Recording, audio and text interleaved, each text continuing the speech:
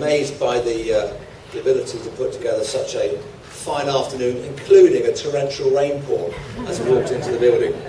Now that takes, I don't think we could do that in the UK. Water, water everywhere, nor a drop to drink. Those words were written by the English poet Samuel Taylor Coleridge in 1798.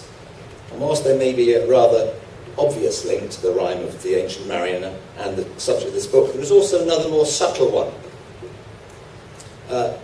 In the very same year that Coleridge penned those words, Mr. Richard Taylor, who couldn't be with us this evening, started the publishing company that would become Taylor and Francis. And at that time, when Richard Taylor established his publishing company in London, a young Stamford Raffles was just beginning his career at the British East India Company. And barely 2 decades later, Raffles was laying the foundation of one of the most extraordinary places on earth, Singapore. But the story of Singapore since 1965, when it became nation status, is even more extraordinary, and one which many nations look to for guidance, from the small island states facing similar geographic problems to the most powerful nations on earth.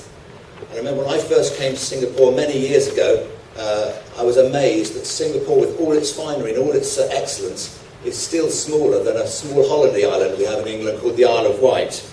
Such an amazing difference. On the 200th anniversary, sorry, I'm not going to go from 1798 year by year, we're okay. On the 200th anniversary of our founding in 1998, we actually established an office here in Singapore in order to better reach out to the academics in Singapore and in the region to recognise the role that this country plays in being that knowledge hub in Asia. And at TNF, we're very proud of our 2 centres of publishing and the way in which we've supported those academics to be able to do things like today. So in 2011, we were delighted to be able to acquire Earthscan, a publisher of respected books on sustainability and environmental issues. And that's why we're here to launch a book that probably more than most typifies the kind of publishing that is truly sustainable, because it focuses on one of the most desperately important issues that humanity faces, that of water resources. Singapore will, in just a couple of years, be celebrating its 50th birthday, a half-century of independence.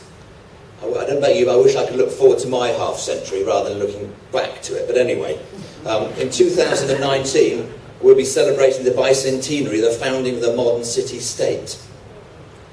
Singapore's history is perhaps much older, and its future, like any nation-state, is not entirely assured. But there is perhaps no better example of the meeting of history and a rather insecure future for some than the Singapore water story. That in itself, that should make it compelling reading for all of those of us who are actually concerned about how to tackle a perfect storm of political, economic and environmental issues that confront all of our societies today. Back in England, I lived by the River Thames, and over Christmas period I kind of lived in the River Thames. Water doesn't seem to be an issue, and finding it is what to do with it. But any casual visitor to Singapore caught in a torrential rainstorm may wonder that with water, water everywhere, there must be plenty to drink. Well, reality, of course, is not quite so simple as that. And one foundation of Singapore's success has been its canny management of precious water, and by extension, the management of its environment generally.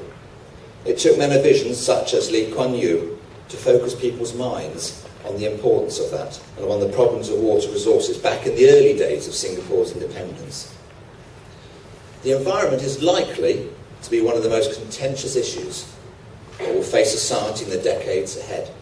And at TNF, for our part, we will remain committed to bring to the public domain important books such as the Singapore Water Story. Thank you.